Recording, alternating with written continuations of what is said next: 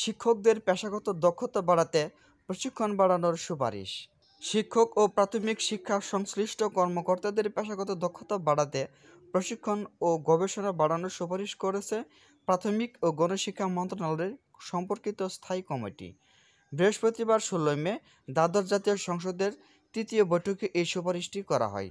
সংসদ সচিবালয় সূত্রে জানা গেছে যে দ্বাদশ জাতীয় সংসদের প্রাথমিক ও গণশিক্ষা মন্ত্রণালয় সম্পর্কিত স্থায়ী কমিটির তৃতীয় বৈঠক কমিটির সভাপতি মোহাম্মদ আফতার উদ্দিন সরকারের সভাপতিত্বে সংসদ ভবনে অনুষ্ঠিত হয়। এতে কমিটির সদস্য প্রাথমিক ও গণশিক্ষা মন্ত্রণালয়ের দায়িত্বপ্রাপ্ত প্রতিমন্ত্রী রোমানা আলী, আহমেদ ফিরোজ কবির, মোহাম্মদ আবুল কালাম, এস.এম. শাহজাদা, এইচ.এম. বদিউজ্জামান, নীলুফার আঞ্জুম এবং আমাতুল কিবরিয়া চৌধুরী অংশ নেন। এ সময় পূর্ববর্তী বৈঠকের সিদ্ধান্ত বাস্তবায়নের অগ্রগতি তুলে ধরা হয়। কমিটির সদস্যরা জাতীয় শিক্ষাক্রম বাস্তবায়ন এবং জাতীয় প্রাথমিক শিক্ষা একাডেমিক বিল, জাতীয় প্রাথমিক শিক্ষা একাডেমিক বিল ২০২৪ পরীক্ষা করে রিপোর্ট দেওয়ার বিষয়ে বিস্তারিত আলোচনা করবেন।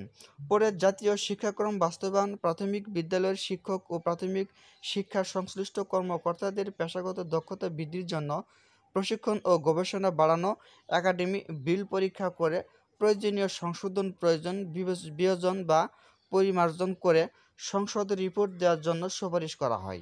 এ সময় প্রাথমিক ও গণশিক্ষা মন্ত্রণালয়ের সচিব, মহাপরিচালক, বিভিন্ন দপ্তর ও সংস্থা প্রধানসহ প্রাথমিক ও গণশিক্ষা মন্ত্রণালয় এমনকি বাংলাদেশ জাতীয় সংসদ সচিবালয়ের সংশ্লিষ্ট কর্মকর্তারা ওই বৈঠকে উপস্থিত ছিলেন। তবে এই বিষয়ে এখন পর্যন্ত তারা যে শিক্ষকদের পেশাগত দক্ষতা বাড়াতে প্রশিক্ষণ বাড়ানোর সুপারিশের তারিখ বিষয় সম্পর্কে পরবর্তীতে ওনারা প্রকাশ করবেন। সেই তারিখ থেকেই শিক্ষকদের পেশাগত দক্ষতা বাড়াতে প্রশিক্ষণ কার্যক্রম শুরু হবে। এই ছিল আজকের মতো ভিডিওটি সম্পূর্ণ দেখার জন্য সকলকে ধন্যবাদ। সকলের মাঝে আবার আসবে নতুন ভিডিও নিয়ে। সেই পর্যন্ত আপনারা সুস্থ থাকবেন, ভালো থাকবেন। আল্লাহ হাফেজ।